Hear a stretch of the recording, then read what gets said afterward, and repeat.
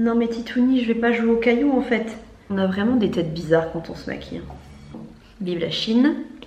Je poudrerai donc. Je poudrerai.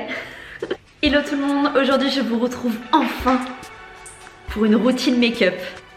Ouais. Comme vous me l'avez quand même pas mal demandé en commentaire, je vais vous filmer ce maquillage qui est un maquillage vraiment que je peux porter tous les jours, même en soirée. Donc bref, j'espère que cette vidéo elle vous plaira. Vous allez voir que je suis qu'au final bon bah j'ai un résultat à peu près naturel quoi. J'utilise pas mal de produits certes. Mon complexe c'est un petit peu mon teint, vous allez comprendre pourquoi. Mais en tout cas voilà, j'espère que cette vidéo vous plaira. Donc là je sors de la douche, j'ai le cheveu un petit peu foufou comme vous pouvez le voir. Je vais commencer mon make-up mais d'abord je vais attacher mes cheveux. J'arrive pas du tout à me maquiller si j'ai pas vraiment parfaitement le visage dégagé. Mais voilà, au moins je sais ce que je fais, où je vais et je le fais mieux selon moi. Voilà, là comme vous pouvez le voir j'ai le visage assez rouge. En fait c'est mon gros problème. J'ai le visage qui a tendance à rougir à la moindre crème que je passe dessus. Alors c'est pas du tout une allergie, c'est juste que même quand on me pince par exemple ou qu'on me fait un massage etc. j'ai la peau qui va rougir énormément. Je suis très sensible et du coup c'est vrai que mon teint c'est un petit peu ce que je peux appeler mon complexe en termes de beauté parce que j'ai pas vraiment de boutons etc. J'ai ces rougeurs et bon bah c'est mon teint, je ne peux rien y faire à moins qu'il y ait une solution miracle qui existe et alors dans ces cas là laissez-moi un commentaire. Du coup on va commencer par le fond de teint. Donc pour le fond de teint celui que je vais vous montrer aujourd'hui c'est le Kat Von D que j'ai acheté récemment en teinte Light Warm, c'est la teinte 43. Donc pour ceux qui ont regardé ma dernière vidéo, je suis super contente alors qu'au début j'étais un peu dubitative mais je pense que j'avais peut-être mal dosé et là c'est top. Pour l'appliquer, Beauty Blender, j'adore cet ustensile. Honnêtement, je me tâte aussi à acheter, vous savez, les nouvelles éponges en silicone, notamment la Silly Drop qui a l'air pas mal du tout, qui elle n'aspire pas de produit et est un peu plus facile à nettoyer parce que c'est vrai que les Beauty Blender à nettoyer c'est un peu galère. Quoique il y a un petit gant chez Primark à 2,50€ si mes souvenirs sont bons qui fait très bien l'affaire. Moi c'est ce que j'utilise pour nettoyer ma Beauty Blender et mes pinceaux en général. La Beauty, moi je l'adore, je l'utilise depuis peut-être 2 ans maintenant, voire un peu plus, et j'adore en fait le rendu qu'elle a sur ma peau. Donc voilà, donc je prends mon fond de teint, ma Beauty, j'en mets juste une pompe, c'est la dose qui me suffit avec ce fond de teint, et je l'applique.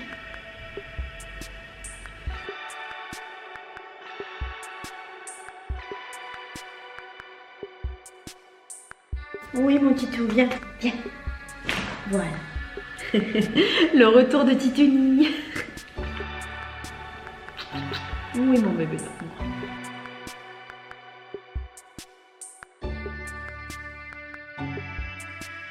Je m'applique vraiment, c'est peut-être l'étape qui me prend le plus de temps parce que je m'applique vraiment à avoir un teint parfait. Donc là ça commence un peu plus à me plaire.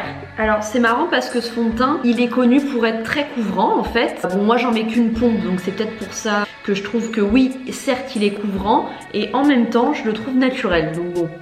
Après ça me dérange pas quand c'est couvrant. Ça m'énerve un peu les gens qui pensent que le maquillage c'est fait juste pour sublimer tout en restant naturel. Non, le maquillage c'est aussi un art pour moi et franchement j'adore les make-up par exemple des américaines ultra glowy, un peu dans la démesure parce que bah, je trouve ça beau en fait quand c'est bien fait évidemment. Voilà, donc là comme vous pouvez le voir ça m'a pris du temps mais après ça bon ça va relativement plus vite. Là je pense que vous voyez vraiment l'avant après au niveau de mon teint et là je revis, c'est vraiment l'étape moi la plus importante, c'est le fond de teint. Donc concernant les cernes, j'en ai mais c'est pas le truc qui pêche le plus sur mon visage. Comme anti-cerne j'utilise le NYX HD en teinte CW02. You know. C'est une teinte un petit peu porcelaine donc je prends quelque chose de plus clair que mon teint encore. Et généralement, j'utilise le reste en fait pour juste éclairer ma zone T et puis les zones que j'aime bien voir un petit peu illuminées.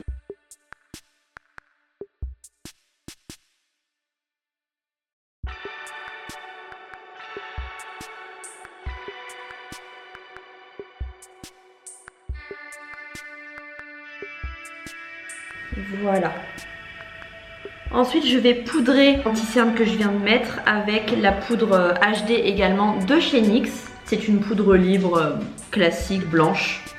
C'est vraiment pour fixer en fait mon anti-cerne. Bon, j'ai un peu la flemme, je vais prendre ce gros pinceau. Normalement j'en prends un peu plus léger, hein, je vous rassure.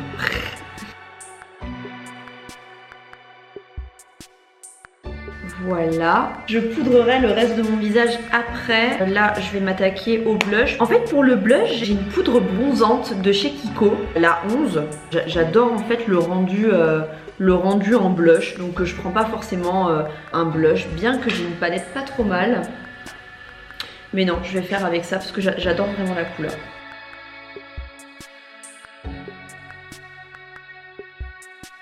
Donc pour les pinceaux, c'est ceux de chez Morphe que j'ai acheté pareil aux États-Unis à la boutique à Los Angeles. Et bah ils sont top, je les découvre un petit peu au fur et à mesure du coup, et c'est vrai qu'ils sont géniaux. On peut les commander sur internet, je vous mettrai le lien. J'ai fait confiance à Nikki Tutorials que j'adore. Voilà. Ensuite au blush, je fais généralement mes sourcils. Pour les sourcils, tout d'abord je les brosse avec une brosse classique. Donc moi là ça fait partie du set Morphe. Ils sont assez disciplinés, donc j'ai pas trop de mal à les gérer. Par contre en ce moment j'ai plus vraiment de produits pour mes sourcils.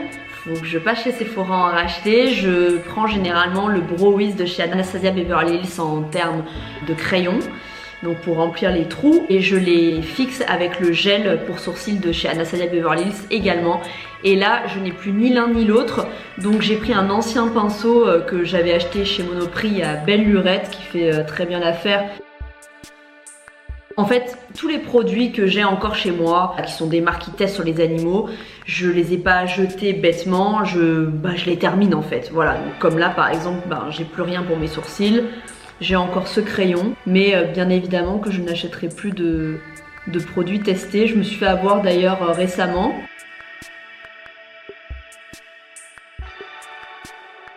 Ensuite, donc pour fixer mes sourcils, j'utilise, là encore, voilà, c'est un produit Benefit Cosmetics. Donc la marque, oui, est très bien. Il y a plein de marques très bien, mais qui malheureusement pour moi ne sont pas éthiques dans le sens où elles testent sur les animaux. Donc voilà, je fixe avec ça parce que je n'ai plus que ça.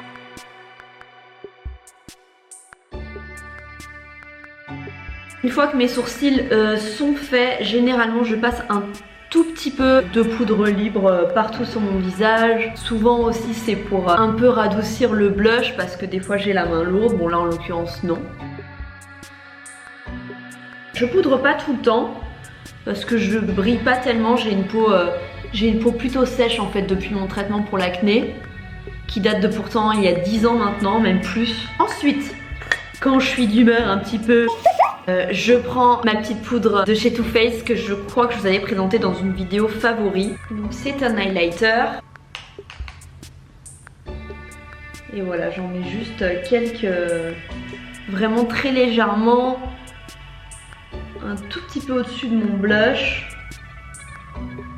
pour donner ce petit teint réveillé, et j'adore. C'est pas grand chose mais pour moi ça fait vraiment la différence. Un petit peu au bout du nez, sur l'arc de Cupidon. Voilà. Une fois que tout ça c'est fait, je passe à mes cils. Alors c'est vrai que je me maquille pas tout le temps les yeux. Là récemment je me suis acheté une palette Kat Von D et je l'ai testée et j'ai réussi à faire un truc pas mal. Donc je pense que je vous ferai une petite vidéo avec cette palette. Donc pour les cils, je prends mon recourbe-cils parce que j'ai les cils très capricieux. Ils sont super longs, mais ils ont vraiment du mal à se recourber.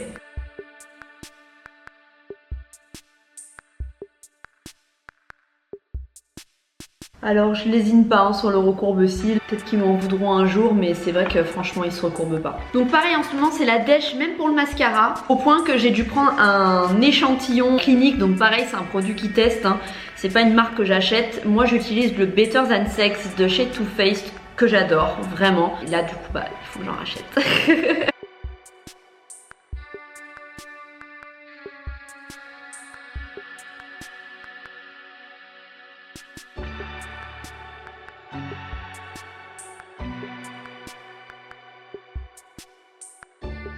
Et vous pourrez vous rendre compte que même avec le recourbe-cils, franchement, je galère.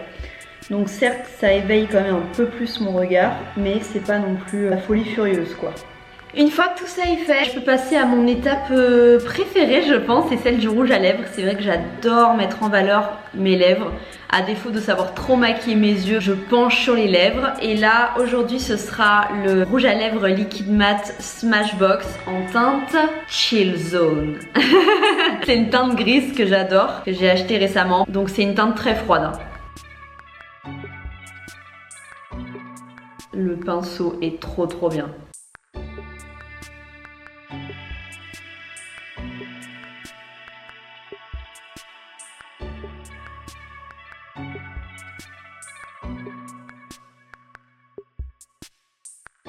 Donc là aussi je mets un petit peu de temps quand il s'agit d'appliquer mon rouge à lèvres parce que c'est une étape que j'adore, un petit peu comme mon teint, j'aime vraiment sublimer mes lèvres. En fait quand je me maquille c'est vraiment pour me donner bonne mine et pour essayer de me rendre un petit peu finalement ce que je suis mais en mieux.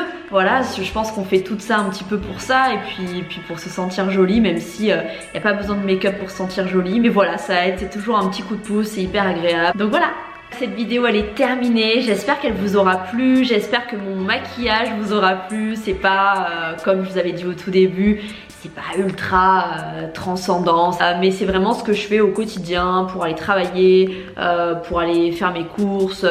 N'hésitez pas à me dire en commentaire si ma routine vous aura plu. N'hésitez pas à vous abonner également à ma chaîne. Vous avez juste à cliquer sur la petite icône qui s'affichera par là ou par là. Je ne sais trop. N'hésitez pas aussi à aller voir mes anciennes vidéos, à vous abonner à ma page Instagram, etc.